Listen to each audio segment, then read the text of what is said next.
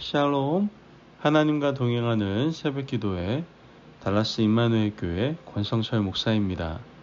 오늘도 하나님과 동행하며 풍성함을 누리시는 저와 여러분 되시길 주님의 이름으로 축복합니다. 오늘 말씀은 사무엘상 31장 1절에서 6절까지의 말씀입니다. 블레셋 사람들이 이스라엘을 침해 이스라엘 사람들이 블레셋 사람들 앞에서 도망하여 길보아 산에서 엎드러져 죽으니라. 블레셋 사람들이 사울과 그의 아들들을 추격하여 사울의 아들 요나단과 아미나답과 말기수아를 죽이니라. 사울이 패전함에 활 쏘는 자가 따라잡으니 사울이 그 활 쏘는 자에게 중상을 입은지라. 그가 무기를 든 자에게 이르되 내 칼을 빼어 그곳으로 나를 찌르라. 할례 받지 않은 자들이 와서 나를 찌르고 모욕할까 두려워하노라 하나 무기를 든 자가 심히 두려워하여 감히 행하지 아니하는지라. 이에 사울이 자기의 칼을 뽑아서 그 위에 엎드러지매 무기를 든 자가 사울이 죽음을 보고 자기도 자기 칼 위에 엎드러져 그와 함께 죽으니라. 사울과 그의 세 아들과 무기를 든 자와 그의 모든 사람이 다 그날에 함께 죽었더라. 아멘. 하나님의 말씀입니다. 인생이라는 것이 그런 것 같습니다. 인생사 영원한 것은 없죠. 아무리 강력한 권세, 탁월한 지혜와 재주가 있다 하더라도 영원하지는 않습니다. 인간 역사의 흐름이 이것을 증명하고 있죠. 결국 영원한 것은 이 땅에서는 찾아볼 수가 없습니다. 오늘 우리가 읽은 본문은 사울의 죽음을 묘사하고 있습니다. 사울이 누굽니까? 이스라엘 초대 왕이고 하나님의 영이 함께 했을 때는 탁월한 하나님의 사람이었고 지혜로운 사람이었습니다. 하지만 하나님의 영이 떠나고 나서는 악령에 시달렸고 인생 대부분을 다윗을 쫓아다니는데 허비를 하게 되죠. 하나님이 다윗을 쫓아다니라고 그를 왕으로 삼은 것은 아니었는데 끊임없는 피해의식 가운데 다윗을 죽이려고 끝까지 쫓아다녔던 왕이었습니다. 그의 마지막은 블레셋과의 전투에서 패배하고 적의 포위망이 좁혀오자 세 아들과 함께 죽는 비극으로 막을 내리게 됩니다.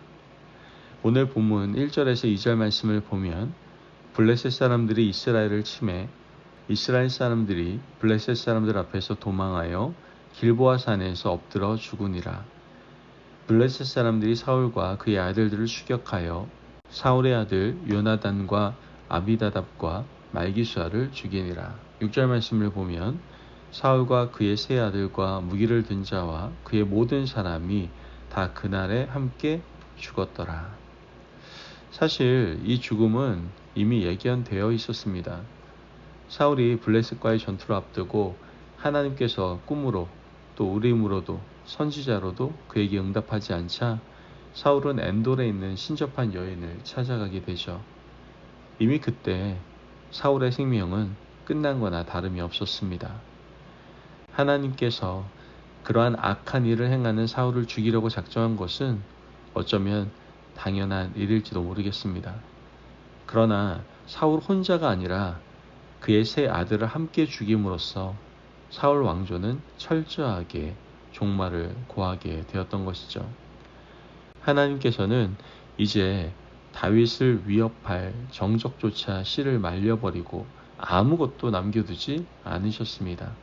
그러나 이것이 끝이 아니었어요.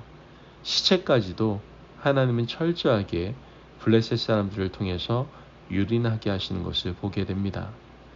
사무엘상 31장 9절에 10절 말씀을 보면 사울의 머리를 베고 그의 갑옷을 벗기고 자기들의 신당과 백성에게 알리기 위하여 그것을 블레셋 사람들의 땅 사방에 보내고 그의 갑옷은 아스다롯의 집에 두고 그의 시체는 벳산 성벽에 못 박음해. 아니 도대체 이렇게까지 하실 이유가 무엇이었을까요? 하나님께서 이렇게까지 하신 이유는 사울의 삶과 잘못을 철저하게 응징해서 후세의 표본으로 삼으려고 하셨던 겁니다. 사울은 영적인 타락 때문에 죽었습니다. 사울의 영적인 죽음을 역대기 기자는 이렇게 묘사를 합니다. 역대상 10장 13절에서 14절 말씀을 보면 사울이 죽은 것은 여호와께 범죄하였기 때문이라. 그가 여호와의 말씀을 지키지 아니하고 또 신접한 자에게 가르치기를 청하고 여호와께 묻지 아니하였으므로 여호와께서 그를 죽이고 그 나라를 이새의 아들 다윗에게 넘겨주셨더라. 이것은 하나님께서 사울의 죽음을 정리하는 일종의 묘비명이라고 할 수 있습니다. 사람이 세운 묘비명이 아니라 하나님이 기록하신 사울의 묘비명이었던 것이죠. 사울의 죽음을 역대기 기자는 이렇게 영적인 눈으로 해석하고 있습니다. 사울의 죽음은 하나님께 범죄하였기 때문이다 라고 선언하고 있는 겁니다. 먼저 사울이 여호와의 말씀을 지키지 않았다는 것은 무엇을 말하는 겁니까?